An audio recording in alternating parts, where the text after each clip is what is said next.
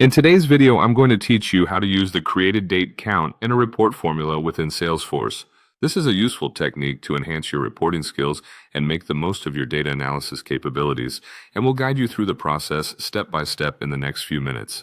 To begin, of course, you'll want to log into your Salesforce account. This is your gateway to all of the tools and reports that you'll be working with today. Once logged in, navigate to the Reports tab. This section is your hub for accessing all the reports you've created or have access to. It's also where you can generate new reports to fit your needs. Next, you need to either open a report you've already created or start fresh with a new summary report. If you're creating a new report, make sure to select the summary format. This choice is critical as it allows for grouping and summary operations needed for applying formulas effectively. Once in your report, you'll want to group it by a field that makes sense for your analysis, such as the created date. Grouping by the created date helps in organizing your data and establishing a clear time-based pattern or trend you'll be counting.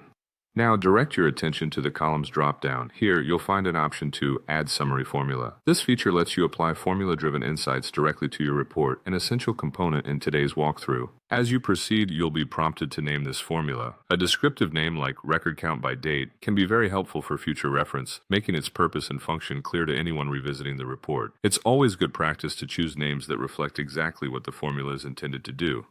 Set the data type for your formula to number. This step is crucial since you're going to work with numeric data that represents counts, and setting the correct type ensures accurate calculations and prevents errors. In the formula editor, you'll need to enter a simple formula. Row count. This function will automatically count the number of records grouped under each date in your report, giving you insight into the volume of records created on specific days. Once you've entered the formula, it's important to save your work. Click Apply to integrate the formula into your report, and then make sure to click Save and Run to execute the report with your new formula in place. At this point, your report should display a count of records per created date, providing you a powerful overview of record distribution over time. And there you have it. You've successfully used the created date count in your report formula within Salesforce. This process not only amplifies the depth of your reporting, but also sharpens the insights you can derive from your data. Thank you for watching, and I hope this guide has been helpful for you.